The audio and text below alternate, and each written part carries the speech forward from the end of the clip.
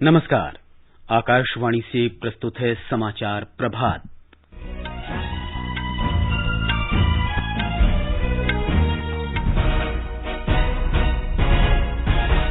केंद्रीय मंत्री रामविलास पासवान का अंतिम संस्कार पूरे राजकीय सम्मान के साथ आज दोपहर पटना में।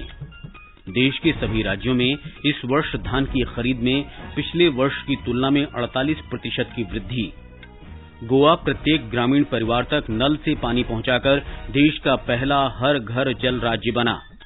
सरकार ने वित्त वर्ष 2018-19 के लिए वार्षिक जीएसटी रिटर्न भरने की समय सीमा 31 अक्टूबर तक बढ़ाई। देश का विदेशी मुद्रा भंडार 545 अरब 63 करोड़ 80 लाख डॉलर के सर्वोच्च स्तर पर पहुंचा। और फ्रेंच ओपन टेनिस प्रतियोगिता के महिला सिंगल्स फाइनल में आज अमेरिका की सोफिया केनिन का मुकाबला पोलैंड की इगा श्योंतेक से।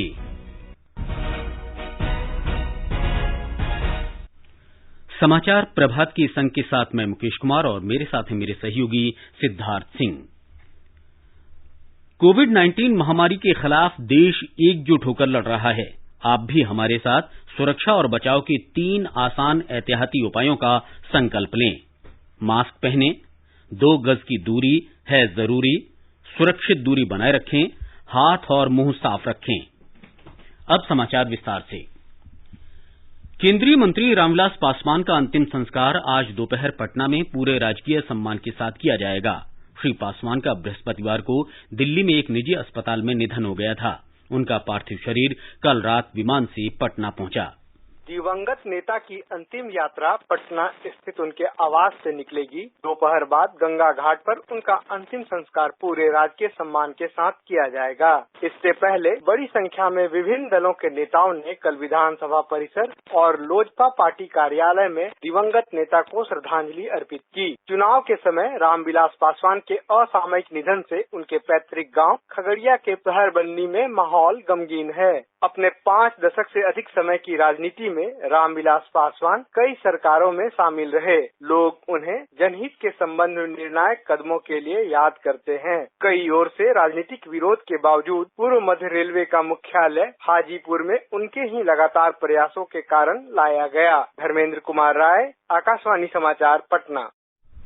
राष्ट्रपति रामनाथ कोविंद और प्रधानमंत्री नरेंद्र मोदी ने कल दिल्ली में श्री पासवान के निवास स्थल पर दिवंगत नेता को श्रद्धांजलि अर्पित की और परिवार के लोगों को सांत्वना दी। केंद्रीय मंत्री राजनाथ सिंह, अमित शाह, रविशंकर प्रसाद और डॉक्टर हर्षवर्धन तथा भारतीय जनता पार्टी अध्यक्ष जगत प्रकाश नड्डा और विभिन्न राजनीतिक दलों के नेताओं ने भी उन्हें श्रद्धांजलि अर्पित की। केंद्रीय मंत्रिमंडल ने उपभोक्ता कार्य तथा खाद्य और सार्वजनिक वितरण मंत्री के निधन पर 2 मिनट का मौन रखकर श्रद्धांजलि दी।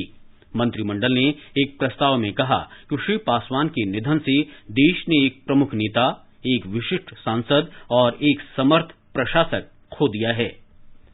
प्रधानमंत्री नरेंद्र मोदी ग्रामीण भारत में बदलाव लाने और लाखों लोगों को सशक्त बनाने की स्वामित्व योजना का कल वीडियो कॉन्फ्रेंस के माध्यम से शुभारंभ करेंगे। इस वर्ष अप्रैल में शुरू की गई स्वामित्व योजना का उद्देश्य ग्रामीण क्षेत्रों में मकान मालिकों को मकान के अधिकार का रिकॉर्ड उपलब्ध कराना और संपत्ति कार्ड जारी करना है। ये योजना 4 वर्ष की अवधि में समूचे देश में चरणबद्ध रूप से लागू की जाएगी। इसके अंतर्गत लगभग 6,62,000 गांवों में संपत्ति कार्ड जारी किए जाएंगे। इस योजना में लगभग 1 लाख संपत्ति धारक अपने मोबाइल फोन पर SMS लिंक के माध्यम से संपत्ति कार्ड डाउनलोड कर सकेंगे। इसके बाद संबंधित राज्य सरकारें व्यक्तिगत रूप से संपत्ति कार्ड का वितरण करेंगी। 6 राज्यों के 763 गांवों में संपत्ति कार्ड जारी करने का काम कल से शुरू हो जाएगा। संपत्ति कार्ड होने पर ग्रामवासियों के लिए ऋण और अन्य वित्तीय लाभ लेने का रास्ता खुलेगा। देश में पहली बार ग्रामीण क्षेत्रों के लाखों संपत्ति धारकों के लिए बड़े पैमाने पर संपत्ति कार्ड जारी करने का काम शुरू किया गया है। इस अवसर पर प्रधानमंत्री कुछ लाभार्थियों से भी बात करेंगे। देश के सभी राज्यों में इस वर्ष धान की खरीद में 48% की वृद्धि हुई है। कृषि मंत्रालय ने बताया कि पिछले वर्ष 17,70,000 टन धान की खरीद हुई थी, जबकि इस वर्ष 26 लाख टन से अधिक धान की खरीद हो चुकी है। मंत्रालय के अनुसार मौजूदा खरीफ मौसम में पंजाब में धान की अभूतपूर्व खरीद हुई है। पिछले वर्ष राज्य में 1,76,000 टन धान खरीदा गया था, जबकि इस साल ये खरीद लगभग 16 लाख टन है, जो पिछले वर्ष की तुलना में 900% से अधिक है।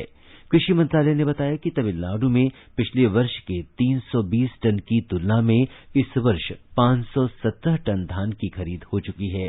इसी प्रकार उत्तर प्रदेश में 423 टन धान की खरीद हो चुकी है, जबकि पिछले वर्ष इसी अवधि तक केवल 92 टन थी। प्रधानमंत्री कार्यालय में राज्य मंत्री डॉक्टर जितेंद्र सिंह ने कहा है कि प्रधानमंत्री नरेंद्र मोदी द्वारा लाए गए नए कृषि सुधार युवा कृषि उद्यमियों को बढ़ावा देंगे और उन्हें कृषि को करियर के रूप में अपनाने के लिए प्रोत्साहित करेंगे। वीडियो कॉन्फ्रेंसिंग के माध्यम से कल जम्मू कश्मीर के डोडा और किश्तवाड़ जिलों के किसानों, सरपंचों, स्थानीय कार्यकर्ताओं से बातचीत में डॉक्टर सिंह ने कहा कि नए कृषि सुधारों का लक्ष्य व्यापक है। उन्होंने कहा कि इससे युवा और शिक्षित किसानों को अपनी उद्यमिता को बढ़ावा देने और तकनीकी ज्ञान के सर्वोत्तम उपयोग का विकल्प मिलेगा। श्री जितेंद्र सिंह ने कहा कि समय के साथ नए सुधारों के लाभ स्पष्ट हो जाएंगे और गैर कृषि परिवारों के अनेक युवा कृषि क्षेत्र में स्टार्टअप उद्यम को करियर के रूप में अपनाना शुरू करेंगे। इस बातचीत में शामिल युवा किसानों और स्थानीय पंचायत प्रतिनिधियों ने मोदी सरकार के नए कृषि कानूनों का स्वागत किया। उन्होंने आरोप लगाया कि इन कानूनों के खिलाफ प्रदर्शन उन बिचौलियों द्वारा प्रायोजित किए जा रहे थे, जिनका निहित स्वार्थ इन कानूनों के लागू होने से पूरा नहीं हो पा रहा है। सरकार देश भर में बांस के विशेष क्षेत्र तैयार करेगी, जिसकी शुरुआत जम्मू कश्मीर से होगी। पूर्वोत्तर क्षेत्र विकास मंत्री डॉक्टर जितेंद्र सिंह ने अपने मंत्रालय की उच्चस्तरीय बैठक की अध्यक्षता की। उन्होंने बताया कि जम्मू, कटरा और सांबा में 3 बांस क्षेत्र विकसित किए जाएंगे, जहां बांस की टोकरियां, अगरबत्ती और चारकोल तैयार होगा। इससे लगभग 25,000 लोगों के लिए प्रत्यक्ष रोजगार के अवसर पैदा होंगे। सरकार ने वित्त वर्ष 2018-19 के लिए वार्षिक वस्तु और सेवा कर जीएसटी रिटर्न भरने की अंतिम तिथि बढ़ाकर 31 अक्टूबर कर दी है। वित्त मंत्रालय ने सभी करदाताओं से विस्तारित तिथि का लाभ उठाने का अनुरोध किया है। वार्षिक रिटर्न केवल 2 करोड़ रुपए से अधिक के वार्षिक लेनदेन वाले करदाताओं के लिए अनिवार्य है। 5 करोड़ रुपए से अधिक वार्षिक बिक्री के लिए समाधान विवरण जमा कराना होगा। मंत्रालय ने कहा कि करदाताओं को 2018-19 के वार्षिक जीएसटी रिटर्न में उसी वित्त वर्ष के लेनदेन की जानकारी देनी होगी। मंत्रालय ने कहा कि जो करदाता 2017-18 की आपूर्ति और इनपुट टैक्स के ब्यौरे सहित 2018-19 का जीएसटी रिटर्न 9 पहले ही भर चुके हैं, उनके रिटर्न में अंतर के मामले में कोई प्रतिकूल निर्णय नहीं लिया जाएगा। बैंक अधिकारियों और वित्तीय विशेषज्ञों ने रेपो दर बरकरार रखने की भारतीय रिजर्व बैंक की नीतिगत घोषणा का स्वागत किया है। विशेषज्ञों ने कहा है कि इससे मुद्रास्फीति के प्रबंधन में मदद मिलेगी और आर्थिक वृद्धि का लक्ष्य हासिल किया जा सकेगा। भारतीय स्टेट बैंक के नए अध्यक्ष दिनेश कुमार खारा ने कहा कि रिजर्व बैंक की नीतियां अर्थव्यवस्था को गति देने के जरूरी उपायों में सक्षम हैं। बैंक ऑफ इंडिया के मुख्य कार्यकारी अधिकारी एके दास ने कहा कि आवास ऋण को युक्तिसंगत बनाने और खुदरा व्यापार के लिए सुविधाएं देने के कदमों से छोटे व्यापारियों को लाभ होगा। पंजाब नेशनल बैंक के प्रबंध निदेशक और मुख्य कार्यकारी अधिकारी मल्लिकार्जुन राव ने 1 लाख करोड़ रुपए मूल्य के दीर्घ अवधि के रेपो संचालन लक्ष्य का स्वागत किया और कहा कि इससे आर्थिक विकास में मदद मिलेगी। एचडीएफसी बैंक के मुख्य अर्थशास्त्री अभीक बरुआ ने कहा कि मुद्रास्फीति में सुधार के साथ दिसंबर में या फरवरी में दरों में कटौती की संभावना है। इंडियन बैंक की प्रबंध निदेशक और मुख्य कार्यकारी अधिकारी पद्मजा चंदू ने कहा कि नकदी का प्रभाव सुचारू रखने के रिजर्व बैंक के आश्वासन से बाजारों का भरोसा बढ़ेगा और सरकार अपने ऋण कार्यक्रम को कुशलता से आगे बढ़ा सकेगी।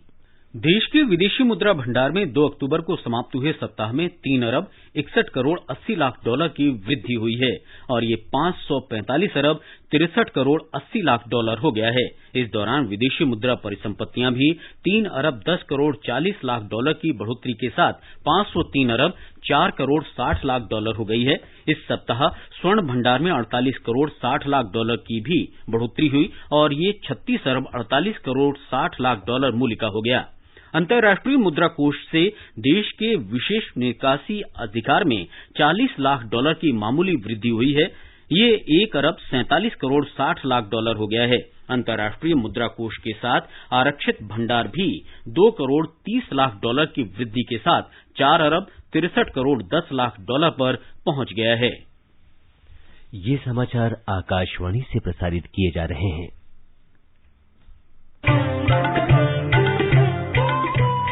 कोविड-19 से बचाव और सुरक्षित रहने के 3 उपाय। मास्क लगाएं, 2 गज दूरी है जरूरी, सुरक्षित दूरी रखें, हाथ और मुंह साफ रखें।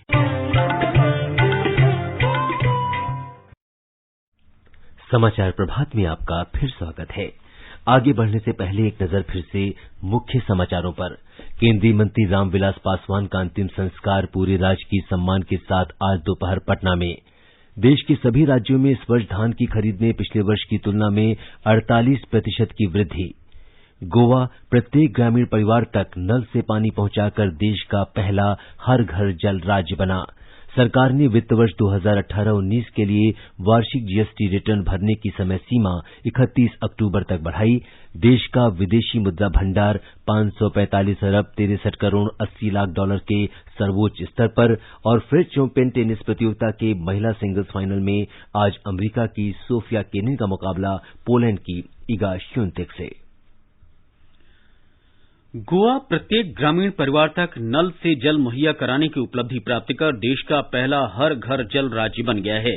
राज्य ने 2,30,000 ग्रामीण परिवारों को नल से पीने का पानी उपलब्ध कराया है। जल शक्ति मंत्रालय ने कहा है कि गोवा की उपलब्धि अन्य राज्यों के लिए एक उदाहरण है।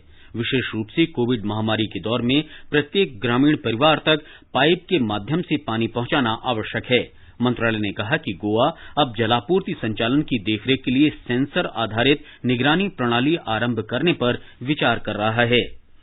सरकार ने कहा है कि कोविड उपचार करा रहे रोगियों की संख्या 9 सितंबर के बाद कल पहली बार 9 लाख के आंकड़े से नीचे आई। स्वास्थ्य मंत्रालय ने एक ट्वीट में कहा कि ये उपचाराधीन रोगियों की संख्या में तेजी से कमी का संकेत है। पिछले महीने 20 राज्यों और केंद्र शासित प्रदेशों में उपचार कराने वाले संक्रमितों की संख्या में कमी से यह संभव हुआ है। मंत्रालय ने कहा कि समय से संक्रमण का पता लगाने, व्यापक परीक्षण, संक्रमितों को पृथकावास में रखने तथा कारगर उपचार की रणनीति के उत्साहजनक परिणाम मिले हैं।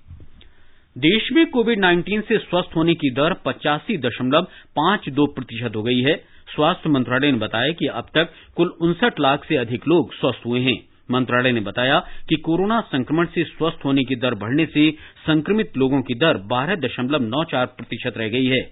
वर्तमान में देश में सक्रिय मामलों की संख्या 10 लाख से भी कम है। टेस्ट, ट्रैक और ट्रीट नीति के प्रभावी रूप से लागू होने से स्वस्थ होने की दर में वृद्धि हुई है और मृत्यु दर कम हुई है। देश में मृत्यु दर 1.54% है। कुल संक्रमित लोगों की संख्या 69,06,152 हो गई है। अब तक 1,06,490 रोगियों की इस संक्रमण से मृत्यु हो चुकी है। अखिल भारतीय आयुर्विज्ञान संस्थान नई दिल्ली के कोविड केंद्र चिकित्सा प्रबंधन समूह के अध्यक्ष प्रोफेसर अंजन त्रिखा ने कहा है कि यदि प्रधानमंत्री नरेंद्र मोदी द्वारा सुझाए गए 3 उपायों का पालन किया जाए तो कोरोना वायरस के संक्रमण से बचा जा सकता है। The key things which are necessary to save you from COVID infection are hand washing, wearing a mask and maintaining social distance. The vaccine, you don't know when it will come. These are the 3 important parts of a corona behavior vaccine. You wear a mask because it avoids you to get infection from any other person who may be having it or who may be a carrier to this coronavirus. You maintain 3-meter distance because if you have people away from you, they are unlikely to infect you. And you wash your hands again and again in a day because you may touch your nose or mouth or ears or eyes and you may carry these virus on your hands from tables or from meeting other people, so they can go into your throat or your body and infect you. Ram Manohar Lohia अस्पताल दिल्ली के doctor A.K. Varshney ने आकाशवाणी से बातचीत में विशेषकर सर्दियों में corona संक्रमण से बचने के लिए लोगों को सावधानी बरतने की सलाह दी। उन्होंने मास्क लगाने और सुरक्षित दूरी बनाए रखने पर जोर दिया।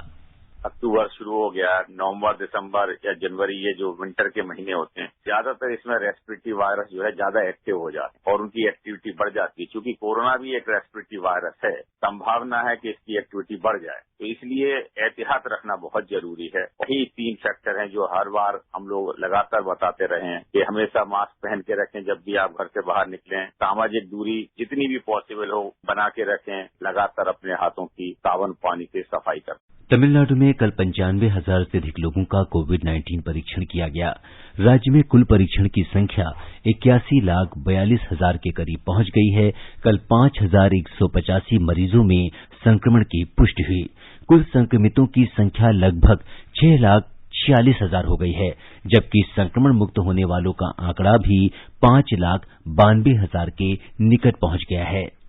तमिलनाडु के अन्य जिलों की तुलना में चेन्नई में कोविड के नए मामलों का बढ़ना जारी है, जो यहां की विशाल आबादी को प्रदर्शित कर रहा है। हालांकि अच्छी खबर यह है कि शहर में कोविड मामलों की बढ़ती दर को नियंत्रित किया जा रहा है। चेन्नई नगर निगम ने हाल ही में कंटेनमेंट जोन की अवधारणा को फिर से लागू किया है। कोरोना के 3 या अधिक नए इंडेक्स रोगियों के आवासीय क्षेत्रों को भी कंटेनमेंट जोन घोषित किया गया है। इंडेक्स रोगी ऐसे मामले हैं जिन्हें यह नहीं पता कि उन्हें संक्रमण कहां से हुआ है। इस समय शहर में 70 ऐसे नियंत्रण क्षेत्र हैं जहां कोरोना को रोकने के उपाय कड़े तरीके से लागू किए जा रहे हैं। चेन्नई से जयसिंह की रिपोर्ट के साथ समाचार कक्ष से चंद्रशेखर शर्मा। महाराष्ट्र में बृहन्मुंबई नगर निगम के सभी 24 वार्ड में कोविड रोगियों को बिस्तर उपलब्ध कराने के लिए इस साल जून में शुरू किए गए वार्ड ऑफ वॉर रूम सुचारू रूप से काम कर रहे हैं। हमारे संवाददाता ने बताया है कि इनके जरिए नगर निगम निर्धारित सरकारी और अर्ध सरकारी अस्पतालों में कोविड रोगियों को बिस्तर उपलब्ध करा रहा है। इन 24 वार्ड वॉर रूम द्वारा, जो कि 24 घंटे निर्बाध रूप से संचालित होते हैं, जून से सितंबर 30, 2020 तक की अवधि में 82,973 संक्रमित मरीजों को बेड वितरित किए हैं। विकेंद्रीकृत बेड आवंटन एक अद्यतन डैशबोर्ड के माध्यम से किया जाता है और यह मरीज के निवासी वार्ड के अनुसार होता है। इसके अलावा वार्ड वॉर रूम कोविड मरीजों, रिश्तेदारों और मरीजों के करीबी संपर्कों के लिए टेलीफोनिक काउंसलिंग भी आयोजित करता है। इन वार्ड वॉर रूम ने कॉन्टैक्ट ट्रेसिंग के लिए संक्रमित मरीजों के मेडिकल रिकॉर्ड के बेहतर प्रबंधन में भी मदद की है। सोनाली घड़ियाल पाटिल, आकाशवाणी समाचार, मुंबई। महाराष्ट्र सरकार ने कल होने वाली महाराष्ट्र लोक सेवा आयोग की परीक्षा स्थगित कर दी है। ये परीक्षा तीसरी बार स्थगित की गई। महाराष्ट्र के मुख्यमंत्री उद्धव ठाकरे ने कहा है कि परीक्षार्थियों को तैयारी के लिए अधिक समय की आवश्यकता को ध्यान में रखते हुए ये निर्णय लिया गया। नई तिथियों की घोषणा शीघ्र की जाएगी। मुंबई की लोकल ट्रेन में भीड़भाड़ से बचने के लिए मध्य रेलवे आज से 22 अतिरिक्त रेल सेवाएं शुरू करेगी। इनमें से 18 सेवाएं मुख्य लाइन पर और शेष 4 हार्बर लाइन पर शुरू की जाएंगी। गुजरात सरकार ने कोविड महामारी को देखते हुए आने वाले त्योहारों नवरात्रि, गरबा, दशहरा, दीपावली और शरद पूर्णिमा के लिए दिशा निर्देश जारी किए हैं। हमारे संवाददाता ने बताया है कि ये दिशा निर्देश 16 अक्टूबर से प्रभावी हो जाएंगे।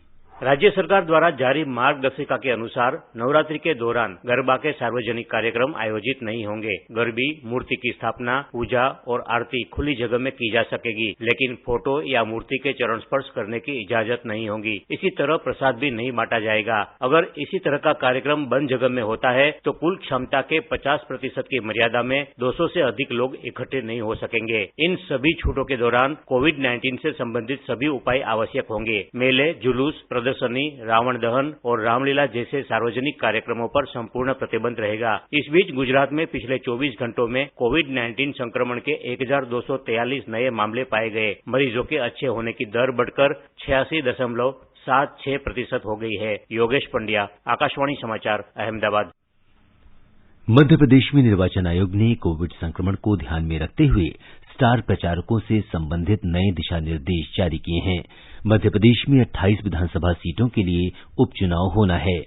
नामांकन प्रक्रिया शुरू हो चुकी है। इन सभी सीटों के लिए 3 नवंबर को मतदान होगा।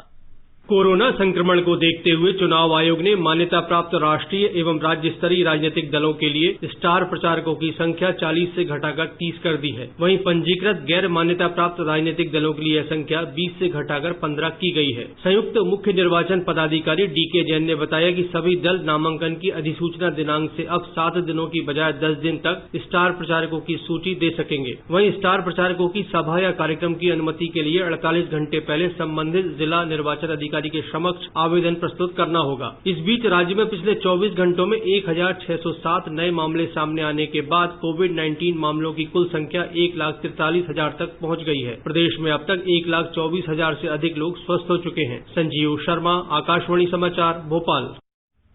छत्तीसगढ़ में मरवाही विधानसभा निर्वाचन क्षेत्र के उपचुनाव की प्रक्रिया कल अधिसूचना जारी होने के साथ शुरू हो गई। मतदान 3 नवंबर को होगा। ब्यौरा हमारे संवाददाता से। छत्तीसगढ़ के मरवाही विधानसभा क्षेत्र के लिए हो रहे उपचुनाव के लिए कल अधिसूचना जारी होने के बाद पहले दिन कोई नामांकन पत्र दाखिल नहीं हुआ है। नामांकन भरने की अंतिम तिथि 16 अक्टूबर है। इस विधानसभा क्षेत्र में करीब 1,90,000 मतदाता हैं। यह सीट अनुसूचित जनजाति के लिए आरक्षित है। कोरोना संक्रमण के मद्देनजर भारत निर्वाचन आयोग द्वारा जारी दिशा निर्देशों के अनुसार इस उपचुनाव में राष्ट्रीय या राज्य स्तरीय राजनीतिक दलों के 30 से ज्यादा स्टार प्रचारक चुनाव प्रचार में हिस्सा नहीं ले सकेंगे। इस उपचुनाव के तहत 3 नवंबर को होने वाले मतदान में कोरोना संक्रमित मरीज भी वोट डाल सकेंगे। इसके लिए होम आइसोलेशन में रह रहे या अस्पताल में भर्ती कोरोना मरीजों को पोस्टल बैलेट जारी किया जाएगा। पोस्टल बैलेट की यह सुविधा 80 वर्ष से अधिक उम्र के लोगों और दिव्यांग मतदाताओं को भी दी जाएगी। इस बीच छत्तीसगढ़ के मुख्य निर्वाचन पदाधिकारी रीना बाबा साहिब कंगाले ने हाल ही में इस विधानसभा क्षेत्र का दौरा कर उपचुनाव की तैयारियों का जायजा लिया और मतदान दलों को कोविड-19 महामारी से बचाव के लिए जारी सभी दिशा निर्देशों का पालन करने की शपथ दिलाई। विकल्प शुक्ला, आकाशवाणी समाचार, रायपुर। ओडिशा में 2 विधानसभा सीटों के उपचुनाव की औपचारिक अधिसूचना जारी कर दी गई है। बालेश्वर सदर और तिरतोल विधानसभा निर्वाचन क्षेत्रों का उपचुनाव 3 नवंबर को होगा। 16 अक्टूबर तक नामांकन भरे जा सकेंगे। पर्चों की जांच 17 अक्टूबर को होगी। 19 अक्टूबर तक नाम वापस लिए जा सकेंगे। जम्मू कश्मीर में कुलगाम के चिनगाम इलाके में आज सुबह सुरक्षा बलों ने 2 आतंकवादियों को मार गिराया। कुलगाम के अपर पुलिस अधीक्षक ने बताया कि जम्मू कश्मीर पुलिस, राष्ट्रीय राइफल्स और केंद्रीय रिजर्व पुलिस बल की संयुक्त टीम ने सुराग मिलने पर चिनगाम में घेराबंदी और तलाशी अभियान चलाया। संयुक्त टीम के संदिग्ध स्थल के निकट पहुंचते ही आतंकवादियों ने गोलीबारी शुरू कर दी। मुठभेड़ जारी है। प्रधानमंत्री नरेंद्र मोदी ने शेख नवाफ अल अहमद अल जाबिर अल सबाह को कुवैत के अमीर का पदभार ग्रहण करने पर बधाई दी है। एक ट्वीट में श्री मोदी ने शेख मिशाल अल अहमद अल जाबिर अल सबाह को भी युवराज का पद संभालने की बधाई दी। श्री मोदी ने कहा कि कुवैत इन दोनों नेताओं के नेतृत्व में अपनी महत्वपूर्ण वैश्विक भूमिका निभाता रहेगा। उन्होंने कहा कि भारत और कुवैत की ऐतिहासिक मैत्री और सुदृढ़ होगी। फ्रेंच ओपन टेनिस प्रतियोगिता के महिला सिंगल्स फाइनल में आज अमेरिका की सोफिया केनिन का मुकाबला पोलैंड की इगा शांतेक से होगा। केनिन ने गुरुवार को सेमीफाइनल में चेक गणराज्य की पेत्रा क्वितोवा को 6-4, 7-5 से हराया। इगा श्योतेक ने अर्जेंटीना के नादिया पुदरस्का को 6-2, 6-1 से मात दी। श्योतेक ने फ्रेंच ओपन फाइनल में पहुंचने वाली पोलैंड की पहली महिला खिलाड़ी हैं। पुरुष सिंगल्स फाइनल में कल राफेल नडाल का मुकाबला नोवाक जोकोविच से होगा। आईपीएल क्रिकेट में आज 2 मैच खेले जाएंगे। पहला मैच अबुधाबी में किंग्स 11 पंजाब और कोलकाता नाइट राइडर्स के बीच तथा दूसरा मैच दुबई में चेन्नई सुपर किंग्स और रॉयल चैलेंजर्स बैंगलोर के बीच खेला जाएगा। और अब एक नजर आज के मौसम पर।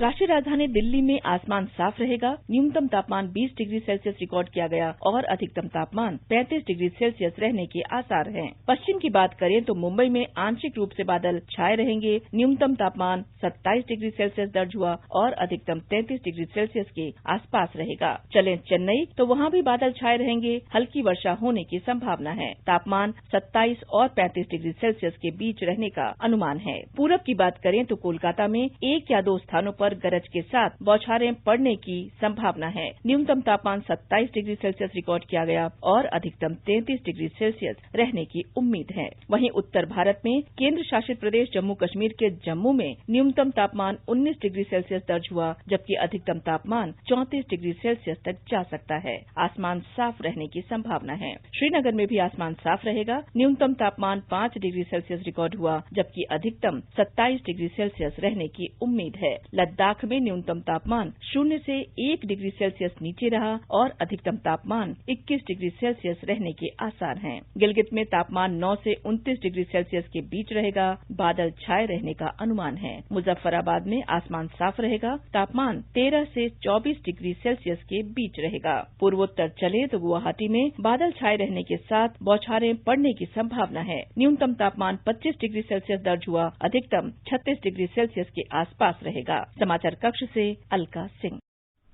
आज विश्व मानसिक स्वास्थ्य दिवस है।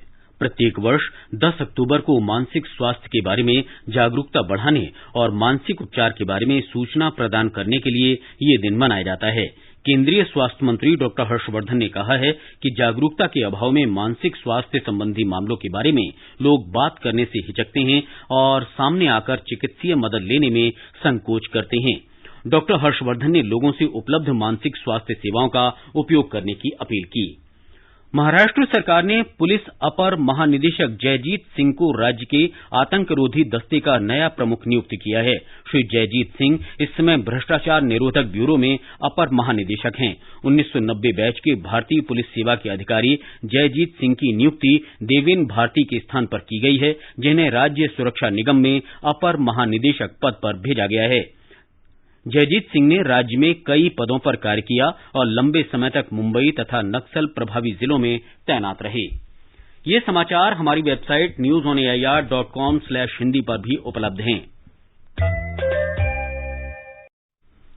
और सिद्धार्थ, अब आप बताएं कि आज के समाचार पत्रों में कौन कौन सी सुर्खियां हैं। जी हाँ मुकेश, अगर आज के समाचार पत्रों की सुर्खियों पर एक नजर डालें तो भारतीय रिजर्व बैंक की द्विमासिक मौद्रिक नीति में ब्याज दरों में कोई बदलाव नहीं होने की खबर सभी अखबारों में प्रमुखता से है। नवभारत टाइम्स की सुर्खी है, ज्यादा डाउन पेमेंट तो सस्ता होम लोन, रिजर्व बैंक ने नियम बदले। दैनिक जागरण लिखता है, अगले साल से सरपट दौड़ेगी इकोनॉमी, रिजर्व बैंक ने अगले वित्त वर्ष में 10% विकास दर का जताया अनुमान। राजस्थान पत्रिका के अनुसार मार्च तक सुधरेगी आर्थिक सेहत। जनसत्ता के अनुसार जीडीपी में 9.5% की गिरावट का अनुमान। राष्ट्रीय सहारा की सुर्खी है, मौद्रिक नीति से शेयर बाजार में रौनक। पंजाब केसरी ने काले धन पर अटैक शीर्षक से लिखा है, मोदी सरकार की बड़ी सफलता, स्विस बैंक ने दी दूसरी लिस्ट। हिंदुस्तान के अनुसार स्विस सरकार ने 86 देशों को 31 लाख वित्तीय खातों के ब्यौरे सौंपे। जनसत्ता की सुर्खी है, उपचाराधीन मरीजों की संख्या 9 लाख से कम। नवभारत टाइम्स के अनुसार देश में संक्रमण से स्वस्थ होने वालों की संख्या बढ़कर 59,06,069 हुई। दैनिक भास्कर लिखता है, पिछले 24 घंटे में 81,687 मरीज स्वस्थ हुए और 72,025 नए रोगी मिले। राजस्थान पत्रिका के अनुसार घटने लगे कोरोना के एक्टिव केस, रिकवरी दर बढ़ी। दैनिक जागरण ने उपलब्ध शीर्षक से लिखा है, मेड इन इंडिया का दम, सुखोई 30 से रुद्रम 1 का सफल परीक्षण। पत्र के अनुसार मिसाइल तकनीक के क्षेत्र में ऊंची छलांग, पहली एंटी रेडिएशन मिसाइल के साथ अमेरिका, रूस और जर्मनी के क्लब में शामिल हुआ भारत। हरिभूमि की सुर्खी है, एलएसी तनाव के बीच भारत की सैन्य क्षमता में कई गुना इजाफा, नेस्तनाबूद होगा दुश्मन का air defence system. Punjab Kesari ने दिया है, टेस्ट में एकदम सटीक लगा निशाना। हरिभूमि ने दिया है, चीन को सबक सिखाने सीमा पर भेजी पनडुब्बी, भारत के साथ आया अमेरिका। राजस्थान पत्रिका ने नई ऊंचाई सुर्खी के साथ दिया है, उपग्रहों को अंतरिक्ष में पहुंचाकर सकुशल लौटेगा रॉकेट, इसरो नवंबर या दिसंबर में करेगा स्वदेशी स्पेस शटल का लैंडिंग परीक्षण। हिंदुस्तान ने तैयारी शीर्षक देते हुए लिखा है, दिल्ली में बीएड पास बन सकेंगे प्राइमरी शिक्षक, शिक्षा निदेशालय का नियुक्ति नियमों में बदलाव का प्रस्ताव, सुझाव भी मांगे। हिंदुस्तान की सुर्खी है, 10 करोड़ का पेट भरने वाले विश्व खाद्य कार्यक्रम को शांति का नोबेल। जनसत्ता ने दिया है, नोबेल पुरस्कार जीतने से भारत से सहयोग और मजबूत होगा। अमर उजाला लिखता है, प्रदूषण से निपटने के लिए कनॉट प्लेस में लगेगा दुनिया का सबसे बड़ा स्मॉग टावर, 10 महीने में होगा तैयार। और अंत में मुख्य समाचार एक बार फिर। केंद्रीय मंत्री रामविलास पासवान का अंतिम संस्कार पूरे राजकीय सम्मान के साथ आज दोपहर पटना में। देश के सभी राज्यों में इस वर्ष धान की खरीद में पिछले वर्ष की तुलना में 48% की वृद्धि। गोवा प्रत्येक ग्रामीण परिवार तक नल से पानी पहुंचाकर देश का पहला हर घर जल राज्य बना। सरकार ने वित्त वर्ष 2018-19 के लिए वार्षिक जीएसटी रिटर्न भरने की समय सीमा 31 अक्टूबर तक बढ़ाई। देश का विदेशी मुद्रा भंडार 545 अरब 63 करोड़ 80 लाख डॉलर के सर्वोच्च स्तर पर। और फ्रेंच ओपन टेनिस प्रतियोगिता के महिला सिंगल्स फाइनल में आज अमेरिका की सोफिया केनिन का मुकाबला पोलैंड की एगा श्योंटेक से। इसके साथ ही समाचार प्रभात का ये अंक समाप्त हुआ। नमस्कार।